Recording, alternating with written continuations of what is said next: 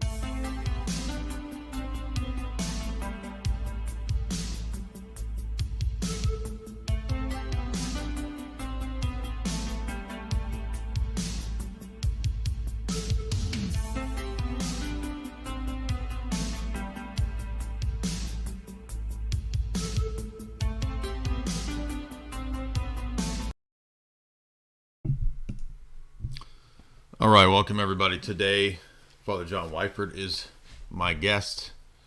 He is signing in, and we'll let him connect. Hopefully we'll be good on audio. We have notoriously terrible audio problems, but today, guess what, guys? I think we have all of those amazingly ironed out. I literally think we're not going to have any audio problems, so cross your fingers. And there he is, Father John Whiteford. How are you doing today? Doing good. How about yourself? Doing good. Things are pretty crazy. And I want to thank you for finally coming around to being willing. And let me rephrase that. You weren't unwilling. I finally got around to getting you to come on the podcast. And it was something that was long due. I should have had you on a long time ago. You joined me on a podcast, I think, a year ago with Father Degeneracy and some other people. So why don't you, if you would, tell us about your background and your ministry. And I follow your Telegram, especially. I know you're on Twitter and other places, but your Telegram is just such a great, consistent feed. I probably read your Telegram more than anybody else's because you have such good overall geopolitical and spiritual tie-ins. So tell us about yourself, if you would. Well, to make a long story short, I was raised Nazarene, which most people don't know what that is, but that is evangelical, part of the holiness movement connected with the Methodists historically. And while I was studying to be a minister, I started reading the fathers of the church, and one thing led to another, and I became Orthodox, was baptized in 1990, and was made a deacon in 1995, and then a priest in 2001. And our bishop blessed us to start a mission parish in 1998. So for about 2 years, we were doing reader services for the most part, with occasional priests visiting. Since I was ordained a priest, the parish started to grow, and it's really been bursting at the seams in more recent years. We bought permanent property in 2008. We built a church in 2010. Now we need to build a new church because we don't have enough room. That's awesome. And I've also been involved in publishing liturgical rubrics and apologetic writings and that sort of thing. Yeah, I've read and made use of quite a few of your apologetic writings. I think the first thing I read that really turned me on to your analysis and insight was the essay that you'd written on the church's stance on blood sausage and that kind of stuff. And I know that some people might think that's weird, but no, actually, that it's a really excellent article because it goes into detail of the spiritual reasons why there's a need to avoid blood. And I thought you dealt with that theology very well. So that's what really kind of hipped me to your take on things. And I've seen the podcasts and the interviews that you've done over the years on the issue of baptism and reception of converts, and so many of those kind of touchy, difficult issues. So I want to get your take on all those because people need to be listening to priests that do have a lot of experience and a lot of wisdom in these subjects. And I found your takes to be, for the most part, everything I've seen to be correct. So I'd like to, if you're willing, we'll touch on some of the geopolitical issues and get your advice on how we should understand all of that stuff with the Ukraine schism and all that.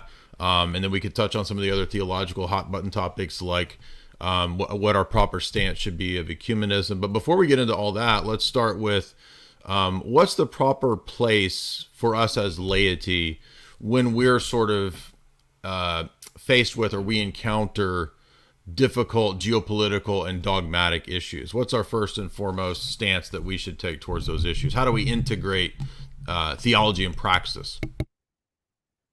Well, I think it was in the 19th century, late 19th century, there was an epistle of the Eastern Patriarchs in response to the overtures of the Pope for reunion, which stated that the people are the guardians of piety. And so the Orthodox Church believes, and history has borne out, that the people have a responsibility to defend the faith. And for example, the false union conference or council in Florence, all but one of the bishops that were present signed on to this false union, but when they returned to Constantinople, they were showered with rotten fruit and stones because the people rejected it. And the metropolitan, who was the metropolitan of Kiev, when he came back to Kiev, was basically run out of town on a rail when they found out what he had done. So we believe that people have a role to play. Now, that doesn't mean that we're a Congregationalist church or anything like that, but if a bishop's not standing for the faith, the people have a responsibility to say something about it. And so we're not clericalist in the sense that we think that it's just for the clergy to speak out on these things. Yeah, that was always my understanding, was that there's a difference between that sort of papal top-down system where you just default to whatever the authorities say, versus a kind of a balanced position where, like you said with the Council of Florence, we had this push for a false union that was largely geopolitical in motivations, and then probably a deeper, darker spiritual corruption that had happened in the Latin West, and with those compromising at Florence. So I've been saying quite a bit lately that Florence is a really important parallel analog to what's going on nowadays with the push for this so-called potential union between the EP and Rome in the future. But other people have pointed also to the strategy of the way that Soviets tried to kind of cajole and install bishops. And as I understand from interview we did with Metropolitan Jonah last year, they kind of had like a graded system, the Soviets did, of like some of the bishops were completely installed and compromised, others were maybe compromisable, others were not compromisable. So it's not like a all or nothing system. But do you see a parallel to that as well during that Soviet period of trying to really, where the state and other entities are really kind of trying to step in and say, no, you need to go in this direction? But there's no doubt that there are government entities that are trying to influence the church, and our own government, unfortunately, is very much involved in promoting the schism in Ukraine. One thing I would say about that list of the bishops and rating how cooperative they were, one thing we should understand about that is that's what the KGB thought about those bishops. What we don't know is whether some of those bishops that they thought were somewhat cooperative were basically fooling them, because that's what went on a lot. One of the great things about that book, Everyday Saints, is it gave the perspective of the people who were living through the Soviet period on how they dealt with that sort of attempt to influence the church. And I remember there was a long section there where they were talking about the abbot of the Skull Caves Monastery and how sometimes he would appear to be very cooperative, but then on a dime, he would start threatening the Soviet officials, and he would say, look, we have something like 30 monks that are Soviet veterans from World War II. We're armed to the teeth, and if you mess with us, you're going to regret it. So they had to play a sort of a dance with the Soviet government, and what the KGB thought and what really was going on is not necessarily the same thing. But certainly they did have an influence. That's the reason why the Russian Church abroad wasn't interested in reconciling with the Moscow Patriarchate while the Soviet Union was still in place. Right. But and I do think that during that period, a lot of our people were harsher on the Moscow Patriarchate than that was really warranted. St. John of Shanghai wrote a history of the Russian Church abroad, and he talks about Metropolitan Sergius, for example, and he presents a much more charitable view of Metropolitan Sergius than you would get from a lot of the more harsher people. And I think that when you have a saint who lived through that period, who has that perspective, maybe that's instructive to us, that we shouldn't harshly judge people who were going through that. Because, for example, in 2003, I believe it was, we had a ROCOR clergy conference where all the clergy of ROCOR were invited to come to Nyack, New York. And there were 3 representatives of the Moscow Patriarchate, including now Metropolitan, but then Archimandrite Tikhon Shevchanov.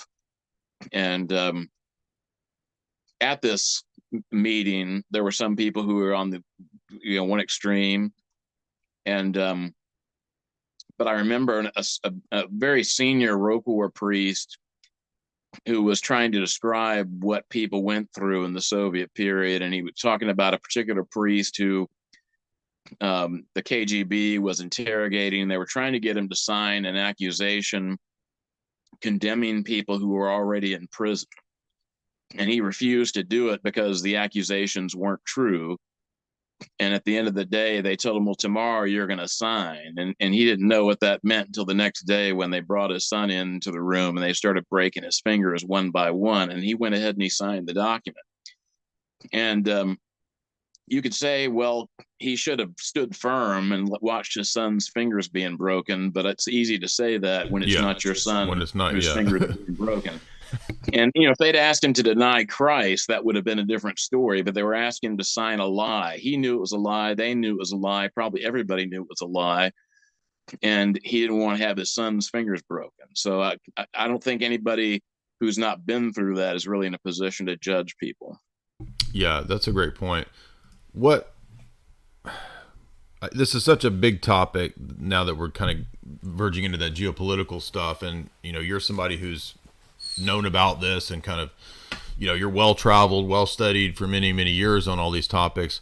Help us to maybe get more of an overall view of that geopolitical landscape, if you can, in a I know this could be like a whole lecture course and all that, but what would you say to somebody who said, what's all of this deal with the EP and the Ukraine, and what's going on here? Why is this such a big deal? And can you give us a kind of a overview of what the story is? Well, there's a lot that we probably don't know. We do know for a fact that the CIA and the Ecumenical Patriarchate have had dealings for quite some time. We know that when Patriarch Athenagoras was elected, at that time he was the Archbishop of North America for the Greeks, and he was flown by Harry Truman on the precursor to Air Force One, which he called the Holy Cow, from the United States to Istanbul to be installed. And so obviously the American government took more than a passing interest in what was going on. Patriarch Bartholomew twice had appeals from the schismatics in Ukraine that he shot down, and basically said this is the matter for the Russian Church to deal with, not for me. And he didn't go anywhere with it. All of a sudden, he changed, and there have been suggestions, and I think there's at least possibly true, that the financial scandal with the St. Nicholas Church on the Ground Zero in New York City might have had something to do with why he changed all of a sudden and decided that he was going to do something that he had to know was going to cause a schism. And what I've heard, Jim Jotras has talked about this, is that on the one hand, they could have blown that whole scandal up and started putting people in prison because there were millions of dollars that went missing, and we still don't know what happened with that. But there was a stick, but there was also a carrot, and suddenly I think the Ecumenical Patriarchate got about $20 million that it didn't have before. So, but for whatever reason, we know that the patriarch knows what he's doing is wrong because he said it was wrong. He promised he wasn't going to do this. As a matter of fact, the last time all the patriarchs got together, and he was reminded of this by the patriarch of Serbia in an open letter. So he knows better, and he's doing this for reasons that, I don't think we can say exactly, but he knows that it's wrong, and it certainly is wrong based on the canons of the church. Our government is pushing this not because it cares anything about our ecclesiology or the theology of any of the stuff, only because we have a bunch of warmongers that want to undermine Russia, and they see the Russian church as having some role in giving the Russian government some influence on parts of the world where Orthodox Church is a big presence. And so obviously that's their motivation. And this whole war, unfortunately, I think that was engineered by our own government. Right. There's so many ways they could have avoided us getting to this point. And they've had years to where they could have solved this problem, but they didn't want to do it because they saw this as a means of overextending Russia and weakening them. They thought Russia's economy would collapse. And unfortunately, it looks like the reverse is coming true, that it's our own economy that is being collapsed as well as that of Western Europe. Yep, exactly. So there's a whole lot of mess going on, and none of it involves people who love God and are trying to do the right thing for the right reason. Yeah, I think one way that we see that is the Skittles and woke push that we see domestically. It also always accompanies these movements when they go into the other countries, right? So when we see the coup in the Ukraine, immediately what follows that is the promotion of a lot of uniatism, the promotion of this new schismatic church in the Ukraine, and the Skittles stuff openly. They're saying, aha, now we're all free. Do you see a connection between the bad lifestyle choices, the alternative lifestyle choices, which are essentially just sinful lifestyles? Is that a connection between that and the bad theology and the ecumenism that seems to also accompany these movements when they're pushed in a foreign and domestic setting? Well, I'm sure that there are probably some bishops who our government knows a lot about and are able to use their immoral lifestyles as leverage to get them to do what they want them to do. In any case, we certainly know that the Ecumenical Patriarchate has allowed people within its ranks to promote sodomy and transgenderism and all kinds of other perversions, public orthodoxy being a great example of it. And clearly, the Fordham University Orthodox Studies Center has had the blessing of the Greek Archdiocese. Father John Chrysavis, the archdeacon of the Ecumenical Patriarchate, is very vocal, and he's made many statements that are very squishy on this subject. And we also know that after Epiphany was elected Metropolitan of the schismatic fake church, that he was called by two Russian comedians who like to call well-known people and pretend to be other folks to get them to say things on the record that they wouldn't otherwise have said. They pretended to be an ambassador of the Netherlands, congratulated him on his election, and among other things said, the Russian church is very anti-LGBT, and we were hoping that you would take a softer stand. And he was assured by Metropolitan Epiphany that he would, in fact, take a softer stand than the Russian church. The gay pride parades 100% are price of entry into uh, being Yes. accepted by the West. We see in Moldova. Moldova is a former Yeah, exactly. Soviet republic. It's a very pious Orthodox country. I just got to visit it last August, and they're trying to push gay marriage there. And those people, I guarantee you, if they had a vote in Moldova, that would probably be something close to 99% opposed. But they don't care about democracy, even though they talk about it all the time. Right. They're trying to push it, and they've got a government who somehow got in power that takes a view that is at odds with what most people in the country think, and they've been picketed daily for a year now, and massive protests. But it won't surprise me one bit if they wind up pushing this through by getting some judge to say that somehow their constitution always has said that gay people have a right to get married in that country, even though the Constitution never said any such thing. Yeah, it seems like we just saw articles put out that there's going to be now an attempt to create a rival EP friendly church in Lithuania. I think there's a decision to try to. I think they tried to do the same types of things in was it Macedonia or Montenegro? So it seems the model seems to be create a parallel episcopal structure to the already existing canonical structure, and they keep doing that over and over and over. It's like a rinse and repeat technology that seems to work. Yeah, the EP first did this in Estonia back in the 90s, and there was a brief break in communion or celebration at least that happened then.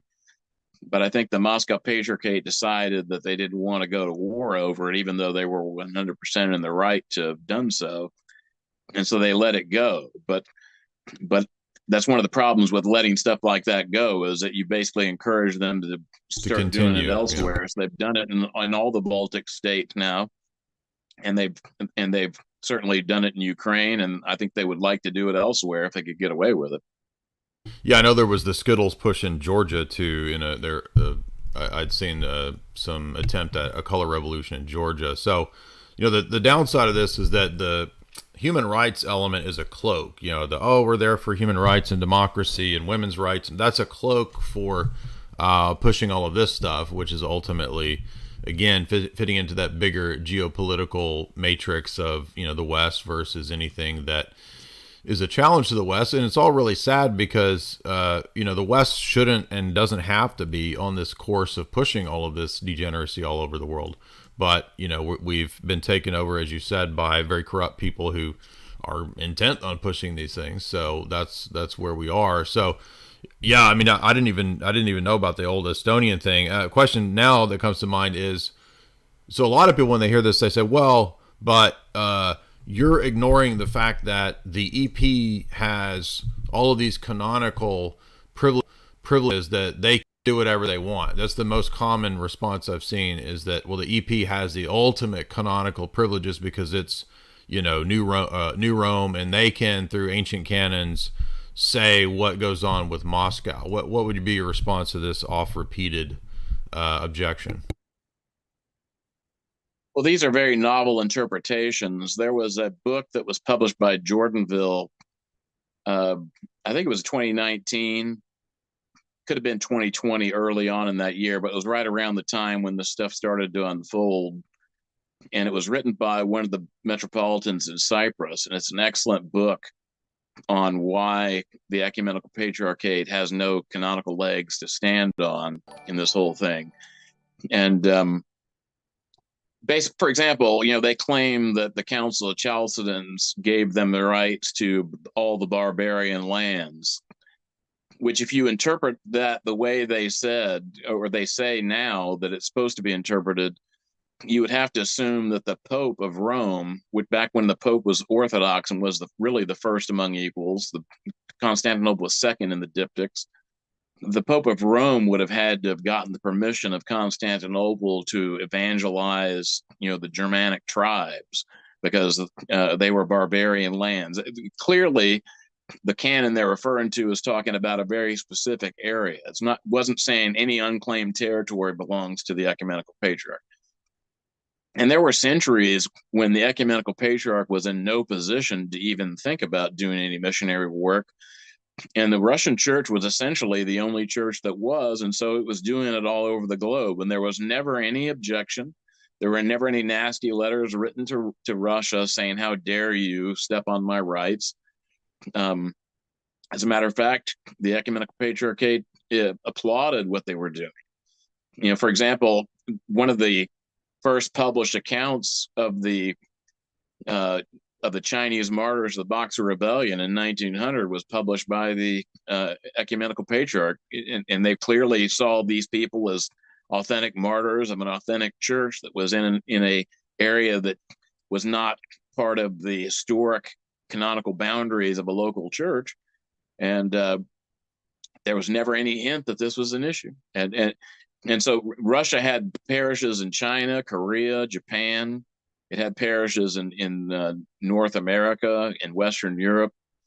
And it was only in the 1920s, after the World War I, when Asia Minor had been ethnically cleansed and the Ecumenical Patriarchate had lost its control over the Balkans, that they suddenly went on territory hunting trips and started claiming territories all over the globe. And so basically all the Greek parishes, which had formerly been under the Church of Greece, in North and South America and in Australia and Western Europe, suddenly were shifted over to the Ecumenical Patriarch. So this is all novel interpretation. Yeah, and I along those lines, I remember reading an article in Ortho Christian a year or two ago. I'm trying to remember exactly what it was. Wasn't the individual already previously considered non-canonical that became the sort of the schismatic guy in the Ukraine? Wasn't he already seen by the EP as not canonical, but then suddenly when all this came out, oh, now he is canonical? Is that correct? Do you know what I'm talking about? Yeah, Metropolitan Filaret Denisenko of Kiev was, believe it or not, he's actually from the Donbass and was a Russian speaker. And there's a video of him mocking the Ukrainian language, as basically, being a bastardization of the Russian language. But he was the locum tenens after the patriarch prior to Patriarch Alexis II. And he thought he was going to be the next patriarch.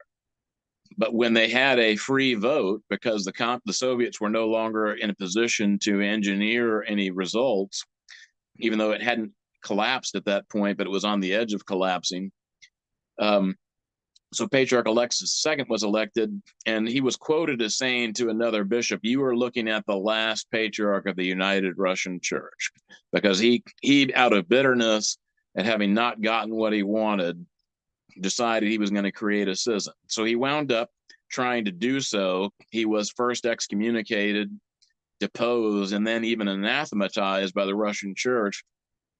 And the Patriarch Bartholomew upheld all of those decisions and said that this was within the competence of the Russian Church to decide these things. And there was never any mention, oh, we forgot that Ukraine was always ours and we were just lending it to the Russian Church, or any of that kind of stuff. None of that was even thought about. Yeah, and I think, and if you go back to Ortho Christian's articles that I'm linking in the chat, they pull up the older documents rejecting this person from 1992, 94, 97. Various bishop councils recognized that this guy was a phony. And then the fake patriarch Filaret appeals to his buddy Joe Biden. So that's, I think, pretty telling as to what was going on there. And he's such an odious figure that when they supposedly gave autocephaly to this new Ukrainian church, which was basically just two schismatic groups, they didn't want him to be the head of it, because they knew he had so much baggage that it would not give any credibility to this new group. So that's the reason why they came up with Epiphany as the head of it. And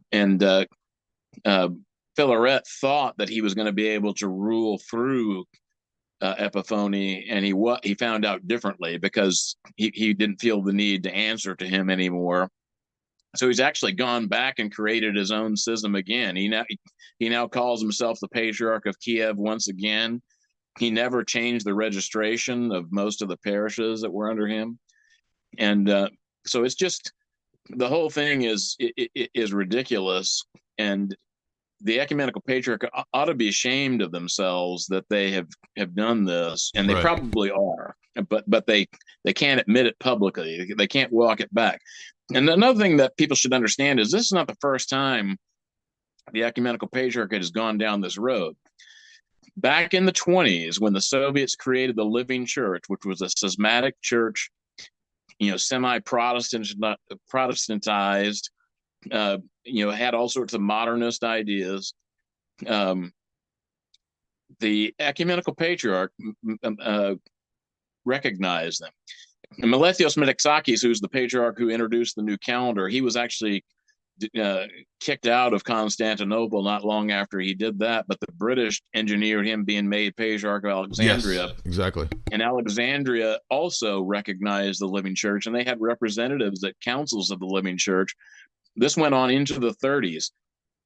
And there's a document from St. John of Shanghai on the orthodoxinfo.com site, and it was a report that he gave to an all diaspora council, I think, or maybe it was just a Synod of Bishops meeting. I can't remember for sure. But he was talking about the spiritual decline of the ecumenical patriarch. And when he was talking about it, they were still recognizing the Living Church, even though the Living Church had already been discredited and was on the downswing. And how did that happen? It goes back to one of your first question, I believe. The people of Russia rejected the Living Church. The people of Russia saw them as being bogus, and they would not go to their churches. They would not support their priest. And the clergy who had gone over to the Living Church, most of them came back to the Canonical Church, asked to be received, and they were made to come back in the rank they were in before they left, and only after they, from the Amvon, apologized and repented before the people for having gone into schism. So there is actually a precedent for that kind of an apology. That's interesting. And once again, I think the Russian Church let that one go because when the Living Church died with the last bishop in 1946, I think the Russian Church was just happy to have any kind of support from the ecumenical patriarchate that they could get, because they were still under persecution by the Soviets. Right. But had they been in a better position, they would have held the ecumenical patriarchate to account of that, and they really should have been at the time by the other local churches, and they weren't. Amazing. Yeah. By the way, to those in the chat, welcome everybody. I do have his links added now, so I've added his links to Father John Whiteford's links to the show description there with his blog, and then beneath that is his profile over at Patristic Faith. So if you guys want to follow his religious, theological, moral writings there, and then I will add his links as well to when we get to the I'll put his Twitter and Telegram links. Now, so let me ask you about one of these hot topics, ecumenism, because you put out a piece here, or a several part piece about birth of a new religion and a kind of an ecumenist new orthodoxy, neo-orthodoxy that's actually just ecumenism. What's the background of this in your view? And I think everybody in our audience knows why it's dangerous, but I'd like to hear from you. Why is this such a problem? Shouldn't we be open to people, and shouldn't we be open-minded? And why are you being a rigorist? Well, the ecumenical movement on a wider scale became a thing because Protestant missionaries were bumping into each other around the world in the 19th century, and they were kind of embarrassed that they were working at cross purposes. So they started having missionary conferences. Yep. Where they would have all the denominations that were willing to participate, that would try to coordinate their activities so that they wouldn't be working at cross purposes. And that started to develop into the ecumenical movement, eventually the World Council of Churches. The ecumenical patriarchate started getting involved in the ecumenical movement because they were in such a weakened position after World War I that they basically felt like they needed to get any support that they could get. And so prior to World War II, they mainly looked to the British, and the British were encouraging them to try to unite with the Anglican Church. Yes. And then after World War II, then they became basically a vassal to the United States government for the same reason. And that's why they're pushing the LGBTQ stuff now, because that's what the American government expects, not because that they had any inclination to go that way prior. But the basic idea is any help we can get, we want. And so they've been appealing to other churches. They're willing to hobnob at some of these outrageous ecumenical atrocities that have gone on in the last 50 years especially. And it's not because they're concerned about the truth. It's right. because they're concerned about their position. And the thing is, they are under persecution in Turkey. There's no doubt about it. And so we should have some sympathy for the circumstances that they're under. But it would be better to just let what's the title of ecumenical patriarchate fade into history, and maybe have the patriarch move to Mount Athos, like the patriarch of Antioch moved to Damascus. Antioch is in Turkey. There's no patriarch that lives in Antioch in Turkey. He lives in Damascus because it's impossible to live in Antioch right now. If the ecumenical patriarch resided on Mount Athos, and particularly if they started electing their bishops from the holy monks on Mount Athos, you want to talk about Orthodox unity in America? I guarantee you could get people to unite behind an Athonite elder that was the patriarch of Constantinople. Yeah. But they're not going to unite behind an ecumenist that's pushing skittle stuff. Yeah, and I remember he has a book put out with Al Gore and Bill Clinton and all these characters too.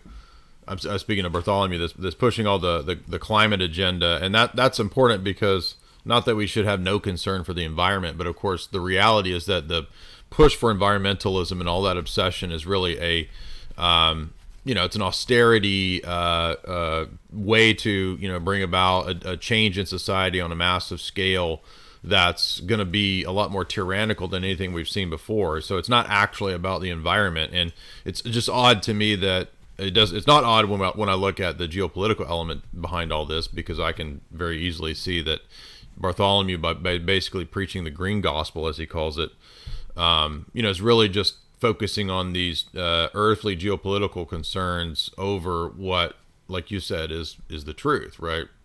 Do you have that same view of the green gospel and all this stuff?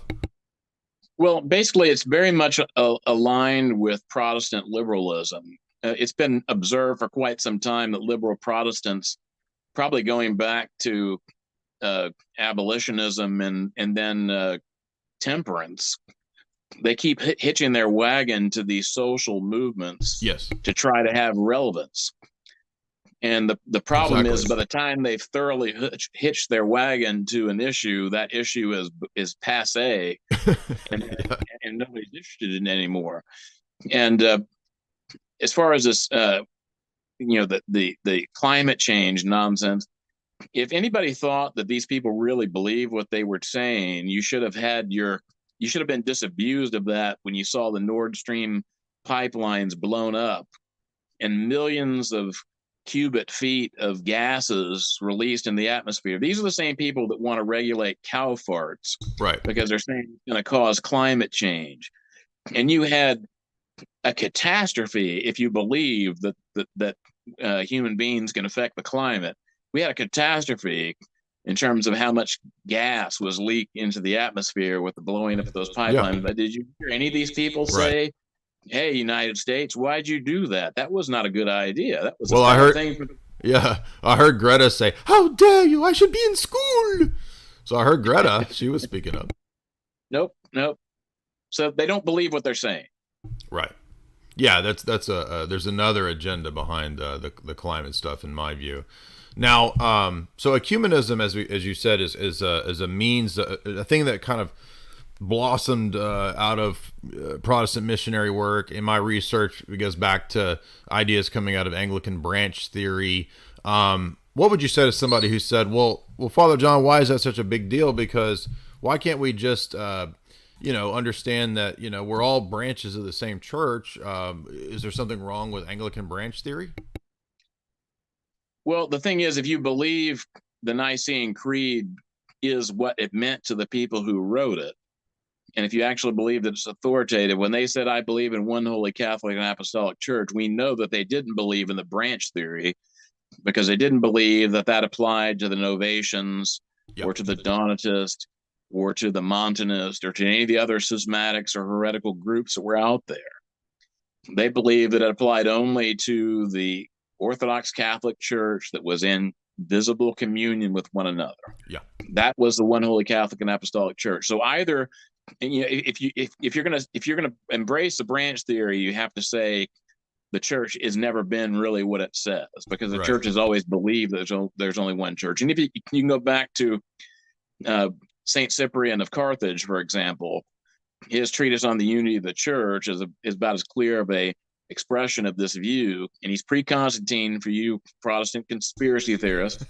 and you can even go back to Saint Ignatius of Antioch. Saint Ignatius of Antioch, that's really his writings are what made me decide I couldn't remain a Protestant, because he was a disciple of the Apostle John. Yeah. And it was obvious to me that I didn't belong in the same church that he did when I was a Protestant, because he said, among other things, no one who follows another into a schism will inherit the kingdom of God.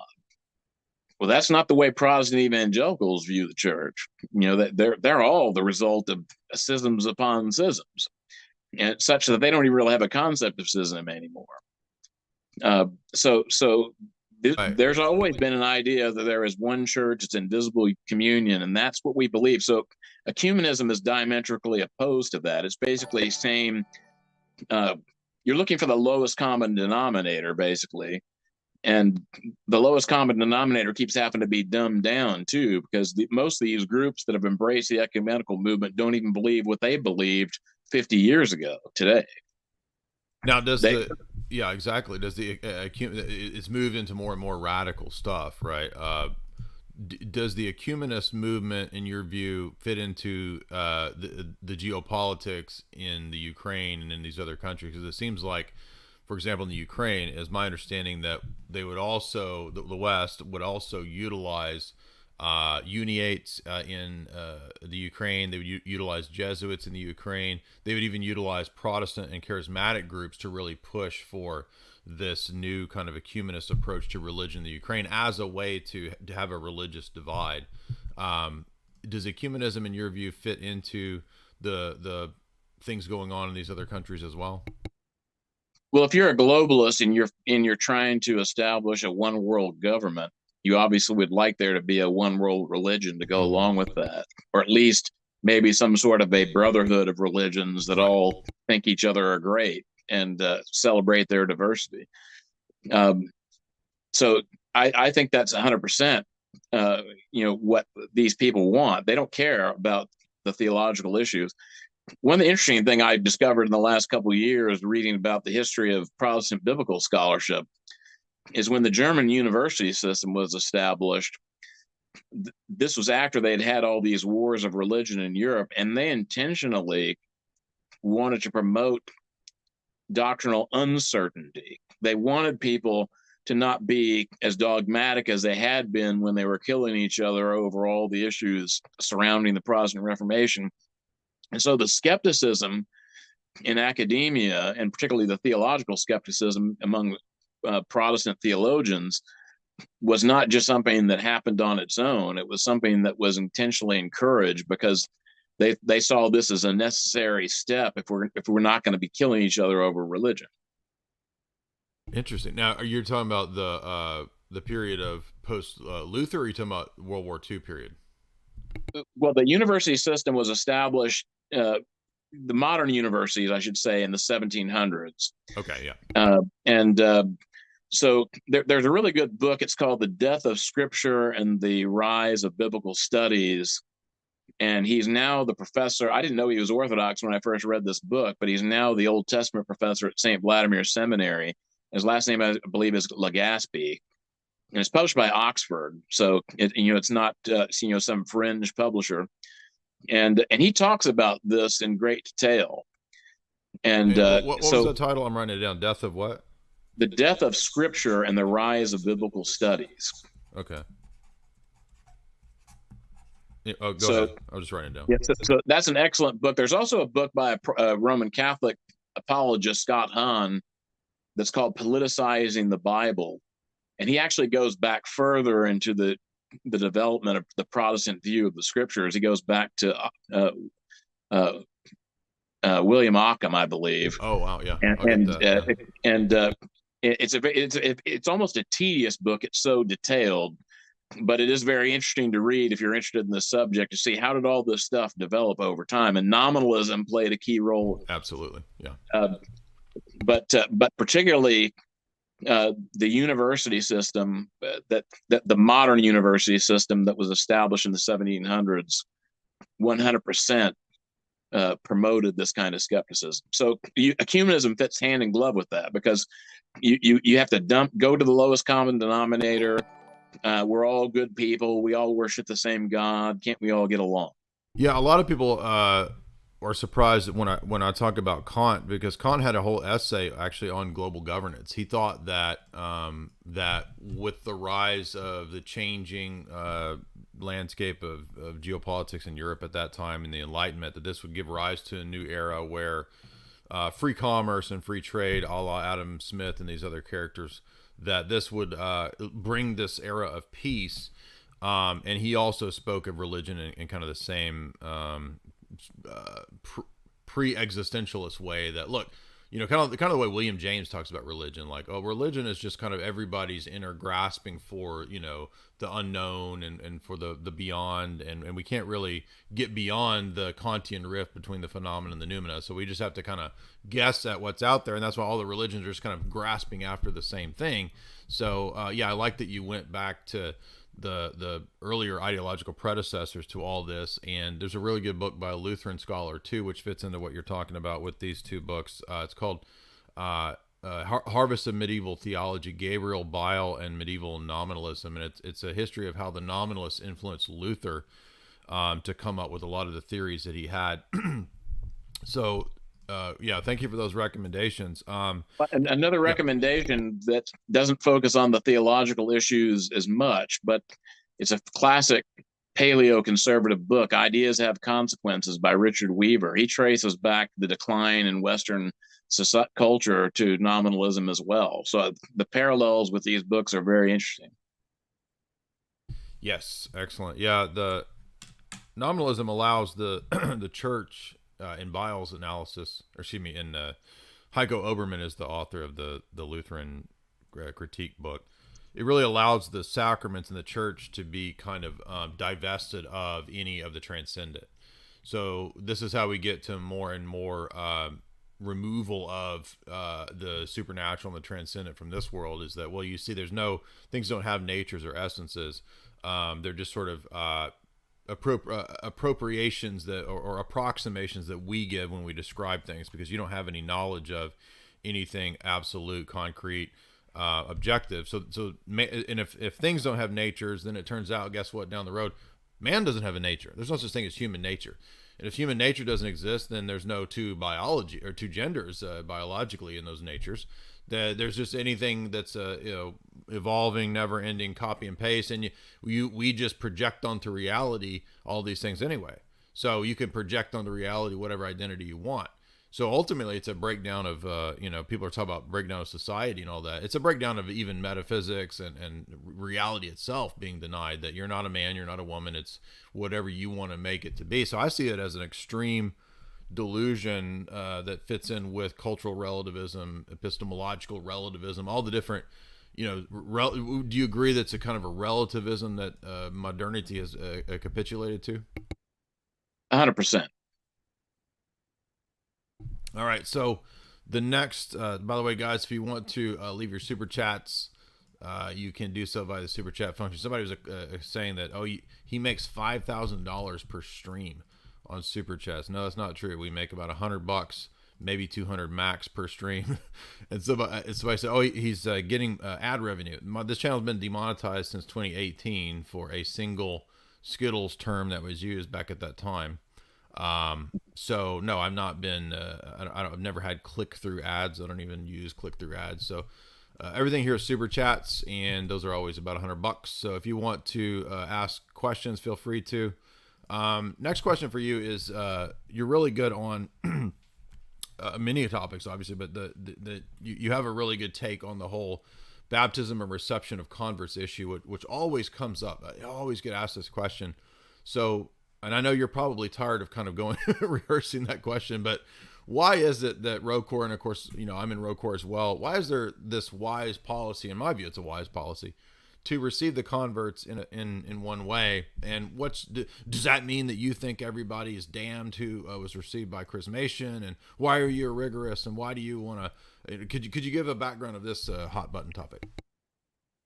Well, of course, historically, the church has allowed different means of reception, Right. and so we can't go to the opposite extreme and say that everybody has to be received by baptism, because the ecumenical canons say otherwise.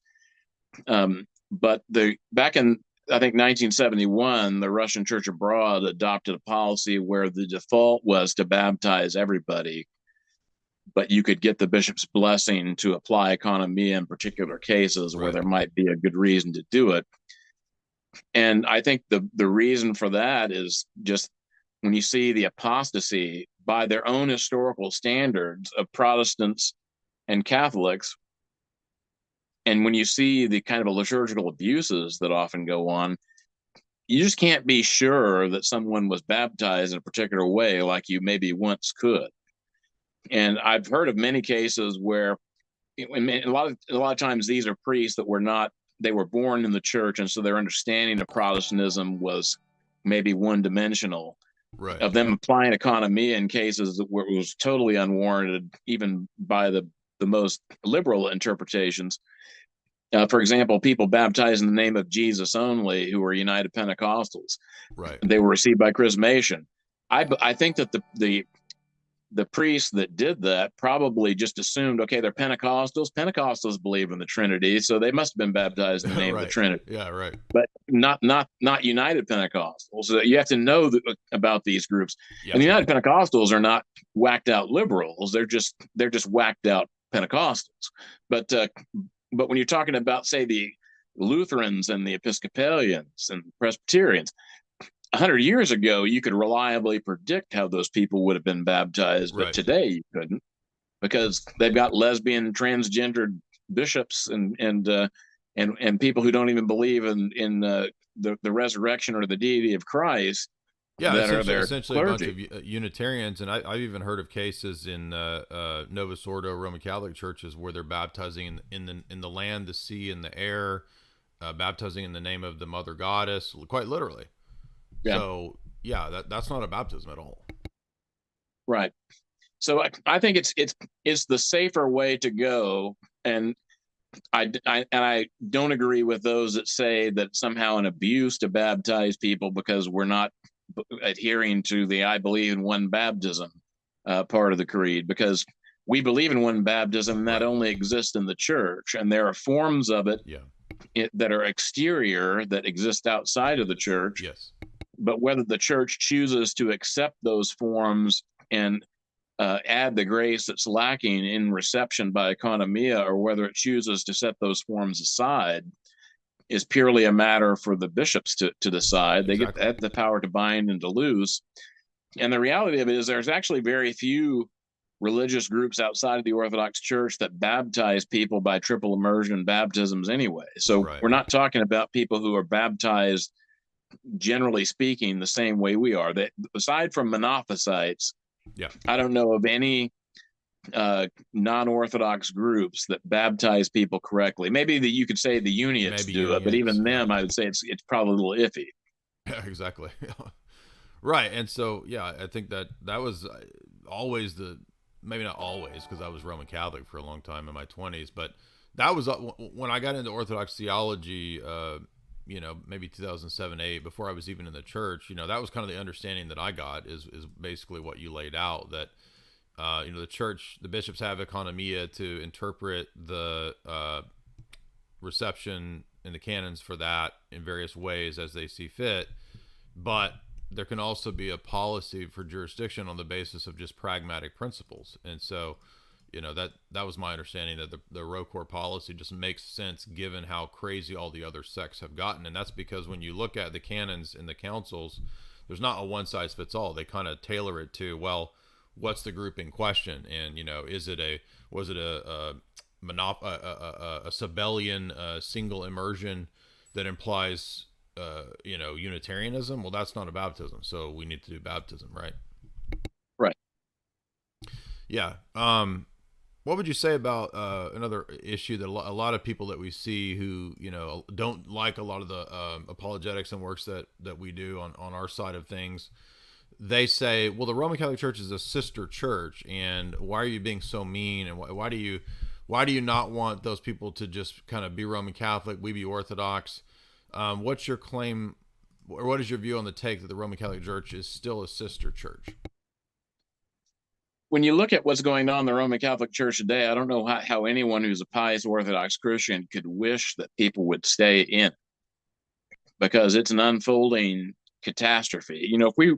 If we were living in pre-Vatican II Roman Catholic times, I could see why people might say, they seem to still have a lot of stuff Right. in common with us. Maybe there's something to talk about, but they've thrown it almost all out the window.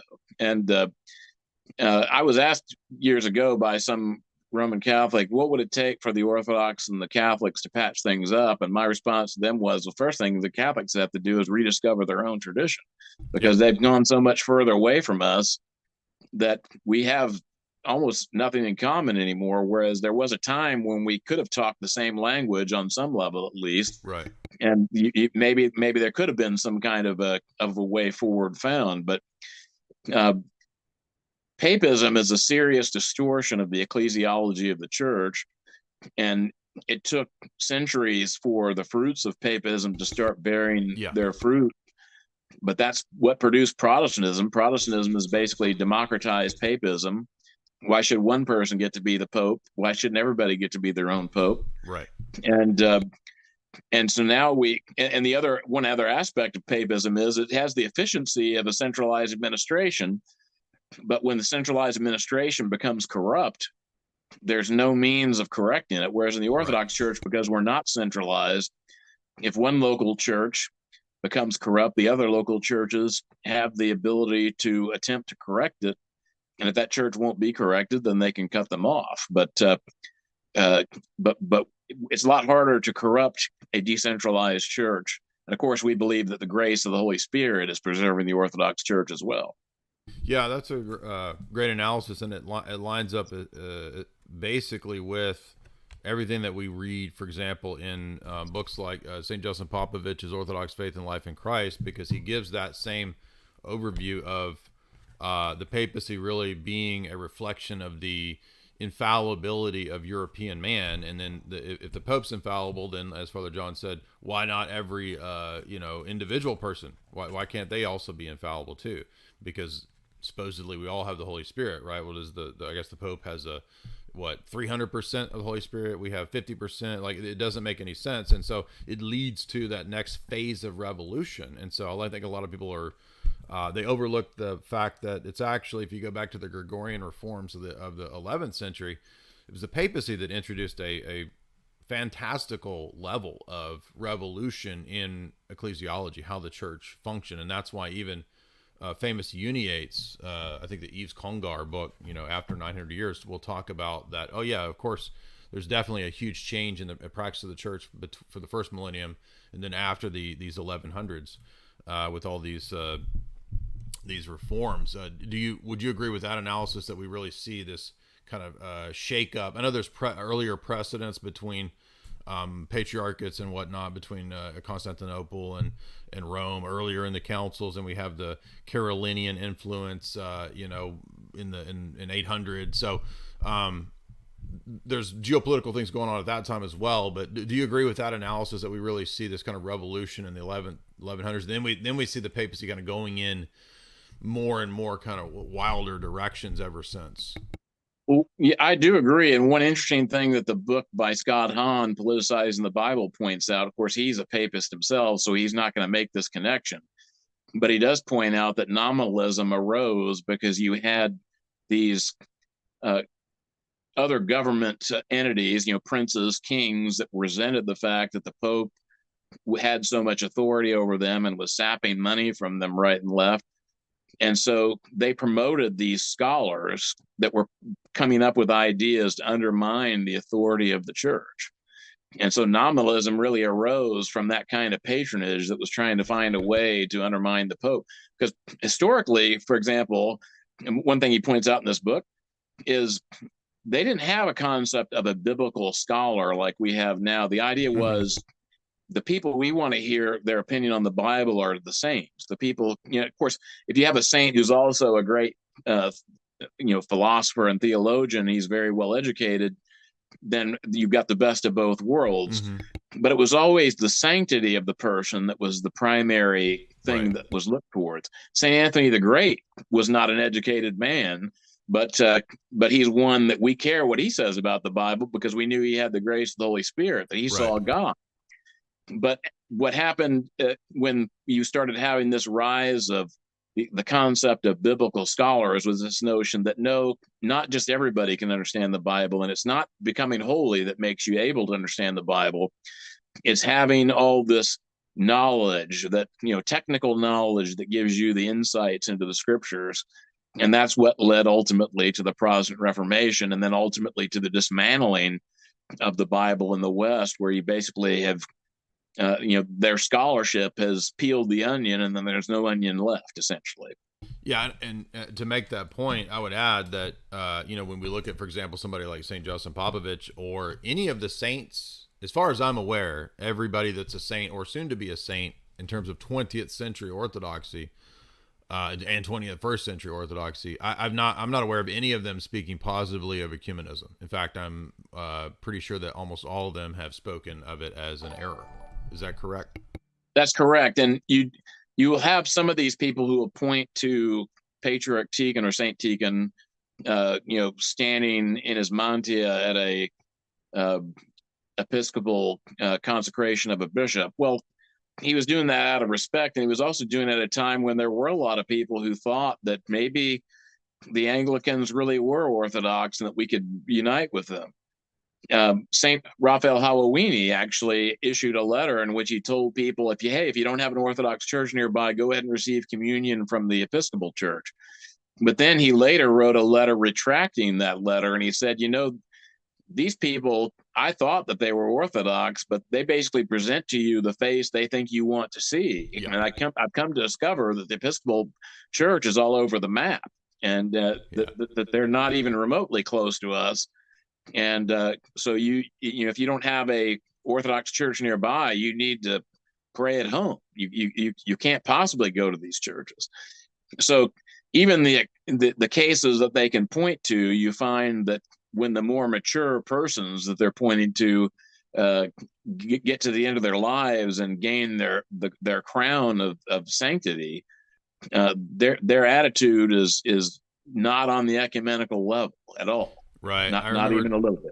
Yeah, I remember a similar situation with St. Mark of Ephesus, because before the Council of Florence, he says, these are our separated brethren. And then everybody says, you see, they're forever separated brethren, because he used that phrase. But then they ignore the fact that after Florence, he said, no, they're not separated brethren. They're a parachurch. So, on his icon, you often see the inscription, the Latins are not only schismatics, they are heretics. Yeah. And another inscription is, there can be no compromise on the matters of the faith. Those are the two famous quotes from St. Mark of Ephesus. Right, exactly. And also, for many years, a lot of the Uniates and people that we had interacted with, going back to like 2017, they had said, well, we're all on the same page. We all believe the same thing. So let's at least have an Orthodox Uniate bridge, which I suppose is possible for discussions, but not on a compromise level, because it turns out, when we go back to the very people that the Uniates hail, for example, St. Gregory Palamas, in the Apodictic Treatise, he says, no, the Latins are listening to Satan. He says that very, very early on in the dialogue, in the work. So, there's a consistent opposition from all of the people that the Uniates hail, and all the people that the ecumenists, like to cite, the Fordham individuals. Oh, let's go back to, let's do an academic revision of Origen to make him somehow part of the true patristic consensus. Let's go back and let's see how we can find a merging of St. Gregory of Palamas and Thomas Aquinas. This is very hot amongst a lot of the Uniates. They like to have this idea. Do you think it's possible that we can find this merger between Thomas Aquinas and St. Gregory of Palamas? Well, it's ridiculous because we're talking about people who are on different wavelengths. I mean, St. Thomas Aquinas, or Thomas Aquinas, was closer to St. Gregory of Palamas. I made the same mistake. I had to slow down. Yeah, he was closer to St. Gregory of Palamas than contemporary Catholic theologians, because he wasn't as far down the stream of separation from the church as the ones are today. But and I wouldn't say that you couldn't find anything of value in his writings, but he's not someone you're going to be able to merge with St. Gregory of Palamas. You know, I think it's very telling too, because St. Gennadios, who's probably the most pro Aquinas of anybody that you could ever find in Orthodoxy, famously said, we can find all kinds of true things in what Thomas Aquinas has written. However, we can never agree to his view of the Trinity and denial of the essence-energy distinction. So he made that, very clear. So, and that's of course the big issue that I've always, taken when it comes to the Thomistic stuff. All right. So yeah, a lot of great issues here. Anything, I don't want to go too deep into anything that you don't want to go into, but do you have any wise advice on internet orthodoxy or the various dramas? I'm not talking about commenting on the specific issues themselves, but advice for people that are out there in the lay sphere and having to kind of wade through this, and appropriate approaches to these issues that you would advise.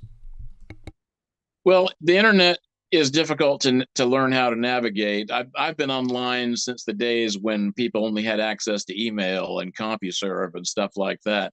So I've seen how things developed, and it used to be back when there were a smaller number of people who were Orthodox that were online, and we had the Indiana Orthodox listserv. There was a lot more of a camaraderie that you would have amongst the Orthodox than you have today. But you also wouldn't have had people even thinking about suggesting that homosexuality wasn't a sin. You just didn't have people pushing the envelope like some of the modernists are now. I mean, we would have arguments occasionally about the calendar. That would be the big one, or something like that. But it wasn't generally about issues of morality or the basic teachings of the church that were at dispute. What I would say to people who are trying to find out how to navigate it is, what you want to do is you want to find people who are affirming what the church has always taught. And of course, the way you find out what the church has always taught is to try to read authoritative books so that you're able to develop an Orthodox way of thinking. When I first became Orthodox, I remember the priest that baptized me told me that it takes about 2 years minimum before you really start having an Orthodox way of thinking. So don't even think about teaching. Just learn. So you have to realize that there is a worldview shift that you go through when you become Orthodox, and that takes some time. And you want to make sure that you're informing your mind so that you're able to make that shift in a healthy way. And one of the key things you want to do is read the lives of the saints. This is one of the most neglected areas for people who are coming into Orthodoxy, because they want to read books about the essence and the energy, or read the Philokalia and stuff like that, which are great stuff.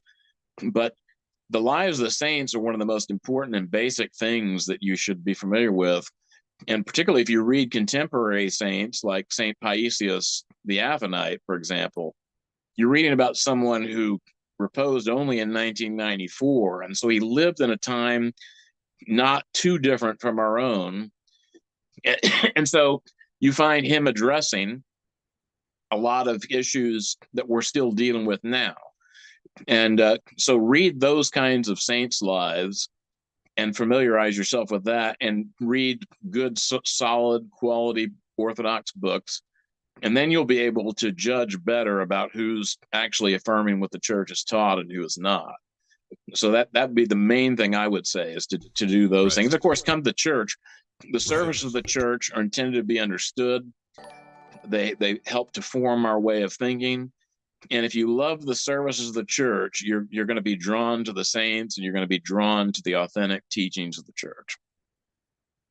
Excellent. So, guys, remember we do have the show sponsor, which is chalk.com. You can head over to chalk.com and use the promo code J50 to get 50% off of those great products, or J53Life, that's J53LFE, to get recurring subscriptions. Also, we have sponsor Grand Theft World, one of the best geopolitical podcasts out there. Be sure and subscribe to Grand Theft World over on Rockfin. And also, I've taught my course on Western philosophy over there with Richard Grove at the Autonomy Agora Marketplace, which that link is in the show description as well. Father John Whiteford's blog is there, as well as his link on patristic faith, and I will add his Twitter and his Telegram links here in a little bit too. So we got some questions here. BMX 1966 says, great vid. Thank you, BMX. Much appreciated. Longtime supporter. Kristen, $5, says, thank you, Father John and Jay. This is a great talk. Thank you, Kristen. Much appreciated. Tatiana, $5. Father bless. I'm in the Midwest Diocese of OCA. We have a new bishop, and he does speak out against Zelensky's persecution. That to me is a good sign. Thank you for all that you do, Jay. We are not bad in the OCA. Yeah, I don't think any of the most of the parishioners are bad. I don't think most of the clergy are bad. I just think there's select people that have an agenda. So never said that it was all of the people in the OCA that are bad. But thank you for that, Tatiana. Father John, did you any comment on that? Well, there are a lot of great priests and people in the OCA and the Greek Archdiocese too. One great story that came out of the lockdowns and stuff, and I won't name names, but there's a Greek Archdiocese priest who probably has a six-figure salary because he's the rector of a very large church. He got a decree from his bishop, and it was something like to use multiple spoons or dip them in alcohol or something like that. And his response to his bishop was, I was a cook in the Navy and I'll go back to being a cook, but I'm not going to do that. And his bishop, to his credit, a week later issued a retraction of his decree and said, I prayed about it and I was wrong, so you can disregard what I said. So there are a lot of good things going on in these other jurisdictions, and especially the monasteries in the Greek Archdiocese are wonderful. They're pious people, and my people often go to visit them, and so it's not healthy to take these to brush with broad strokes about this jurisdiction is bad, and you can find some less than ideal parishes in Russian Church abroad. Although I'd say the thing about the Russian Church abroad is you do find a lot more consistency. You can go to one ROCOR parish to another, excluding the Western Rite stuff, and it's pretty much going to be the same in terms of the liturgics. Whereas the OCA has a tendency to be a little bit like Forrest Gump's box of chocolates, where it could be really good, it could be almost identical to a ROCOR parish, right? Or it could be New Ski.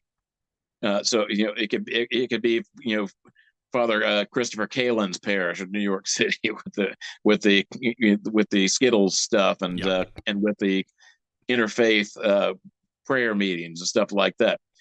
So it's a little bit all over the map, and I do think we are likely, and I hope I'm wrong, but I think we're likely headed for a schism over what's going on in Ukraine and over all these issues that we've been talking about. And I think that if it does come to that, you're going to see the OCA split and you're going to see the GOA split. And I think that the people who love the church are going to wind up on the same side of that schism as most of the people in the Russian church abroad. So we'll see. I hope that I'm wrong, and I hope these people just repent. That would be the ideal situation, but that's just, if you want to know what I would bet my money on, if I was going to bet money on it, that's what I would bet. Yeah, unfortunately, I agree with that. Dr. Crispy Johnson, $5. Thank you for all that you do. Thank you, Dr. Crispy. And by the way, for the people who think that this is all for money, most of the time I split super chats when I bring guests on with the guests. So you're not just donating to me, you will also be supporting Father John Whiteford if he wants those. I typically make that offer to the guests that come on, which also shows that no, it's not a grift. Dr. Crispy Johnson, thank you for that. Go ahead. I'll tell you what, the part that would be for me, I will pass it on to a fund that's going to support the church in Ukraine. So absolutely. If you donate, you're helping Metropolitan Onufriy and the persecuted church in Ukraine. Absolutely. Yeah, we'd love to support that. Cooter Brown, $10. Very glad to see Father John Whiteford on your show. He has writings that were very impactful and edifying for me. Yeah, actually, I've turned to his blog. There's a lot of good apologetics on his blog. I hope to see more conversations between you two in the future. Yeah, absolutely. I think that would be great. Bay's Pay Piggy, $50. Great show. That's a great name, and thank you for that. Super Chat winner of the night, Nicephorus, $5. There are conspiracies that are mentioned in the scriptures. Yeah, I did a whole video, by the way, on various elements in scripture where we have mentions of conspiring, courtly intrigue going on in the books of the Kings. We have the spies sent out, to spy out the promised land. We have the story of Ehud and the assassin, in the book of Judges. I mean, there's tons of stories of conspiring. The elders and the Pharisees conspired, to kill Christ. If you believe in the story of the fall and Satan, then you believe that Satan conspires against the church, right? Revelation 12 talks about this. So certainly the notion of conspiring is not foreign to Scripture. Conspiracies are also mentioned throughout the history of the church. Absolutely. Anybody that has a good knowledge of church history would know that in various cases of kings, emperors, Arian emperors. Yeah, absolutely. There's conspiracies against the Russian czars. Absolutely. Saints often talk about worldwide delusions and conspiracies. You mentioned Saint Paisios. Why do you think that the notion of conspiracies, and I absolutely believe that we can go overboard and go crazy with this stuff. That's why when I talk about these kinds of texts, I would say 95% of the time, I lecture from the writings of global elites themselves. I don't go around theorizing. If I do have a theory, I'll say it's a theory. But Nicephorus asks, why do you think that so many people find this to be odious, this notion of conspiracies?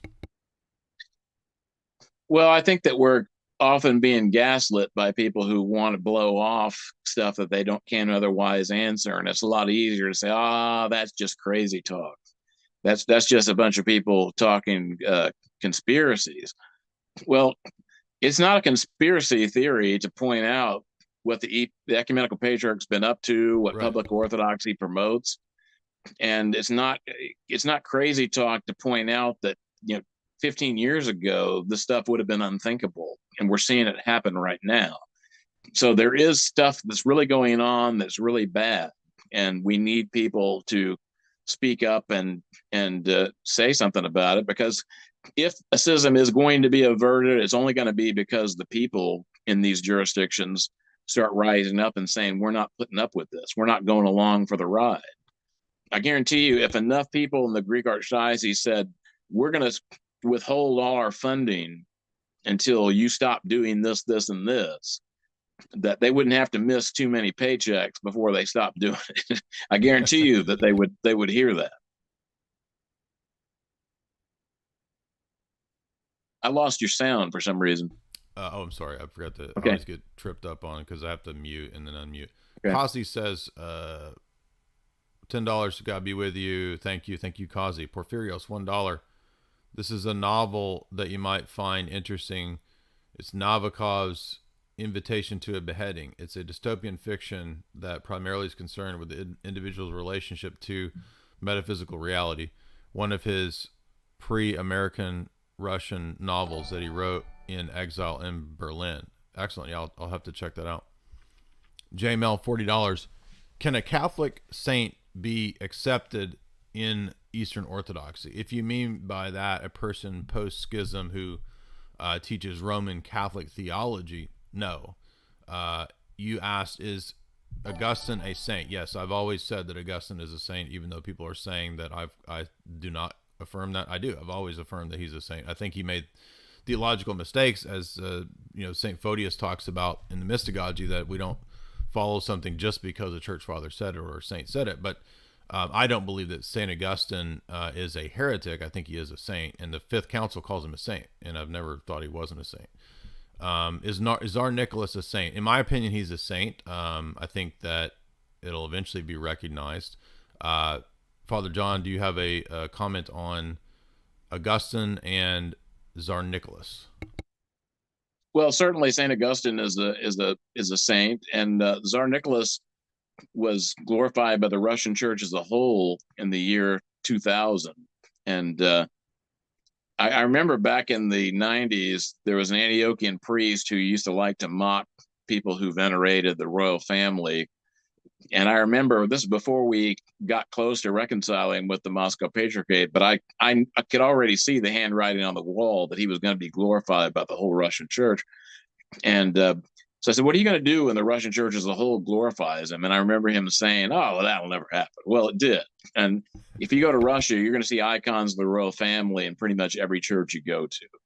Yeah, exactly. And as Saint Elizabeth, also the new martyr. I mean, the saints that the Russian church abroad has loved from the, among the new martyrs, you see them all over the place. You see Saint John of Shanghai all over in Russia too, but the royal family especially. And so there's no doubt about it. And I don't know of any local church that has tried to deny that they're saints. I think they've been added to the calendars in a lot of local churches as well. This is just a separate question. What about, for example, Father Dimitri Staniloy? What do you have a view of his potential sainthood? Because just in my own life, he was one of the pivotal figures for me to convert to Orthodoxy when I was reading his Orthodox dogmatic theology back in about 2015. That really had an impact on me, and I don't think I would have converted if it wasn't for Father Seraphim Rose, Father Dimitri Staniloy, or maybe Saint Maximus. I probably would have never converted to Orthodoxy because they had a really they answered so many of the questions that I have for so long. Just curious, do you have an opinion on him? I've not read enough about his life to have a strong opinion. I know I visited Romania at the same time I was visiting Moldova. I went to Romania for about a week, and I between the two, I have to say that I like Moldova better, just on the level in terms of the piety of the people. But the people in Romania were also very pious, and the monasticism in Romania is very strong. So I don't have any doubt that they're producing all kinds of saints that are going to be recognized in the not too distant future.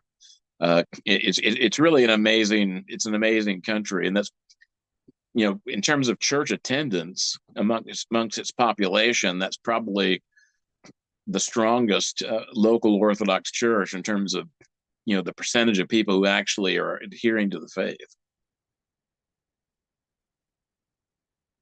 Okay, Jay Zuna, $10. What do you say to people who say that we can be ecumenists because we should just love like Jesus did, or ecumenism brings people to the church, and I don't want to offend them, this kind of stuff? Well, I mean, I think I know how I would answer that, but I'll let you answer. What do you say to people who just say, well, but aren't we just supposed to love people like Jesus? People have this idea that Jesus loved people by not ever saying anything hard, or that that he never said you have to love the truth.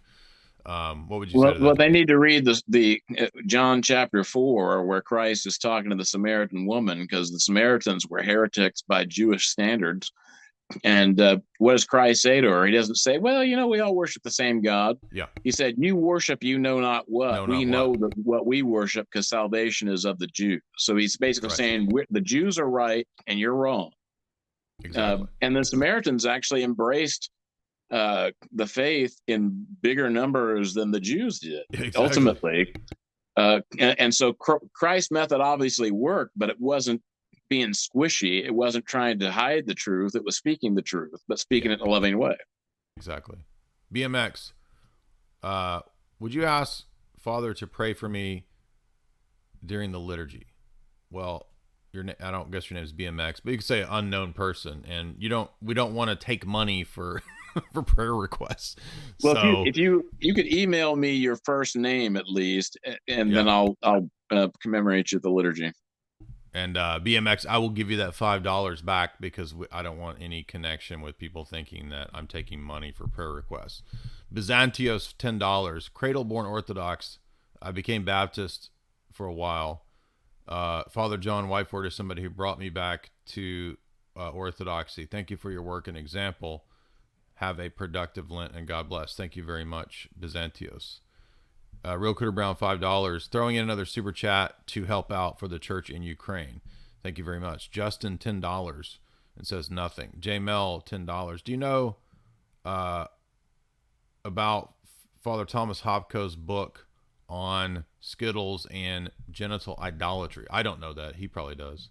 Do you have any? I've not read that book. I've heard Father Thomas speak about it on Ancient Faith Radio a lot. The only thing that he said that people on that side like to latch onto is he did think that we should allow civil unions because that would be the kind Christian loving thing to do. I think that was a mistake on his part, because basically it was just opening up the door for what we have now. And I worked for the state of Texas, first in welfare and then in child support, and so I got to know family law pretty well. And it's most people don't understand what a hash gay marriage is made out of our family law system, because family laws always assume certain things are based on biological realities that now with gay marriage you can't assume anymore. It used to be that if a woman gave birth to a child and she was married, you could assume that her spouse was the father legally of that child. Well, if she's married to another woman, you can't assume that, because we know that it's an impossibility. Right. So these things are not good. And,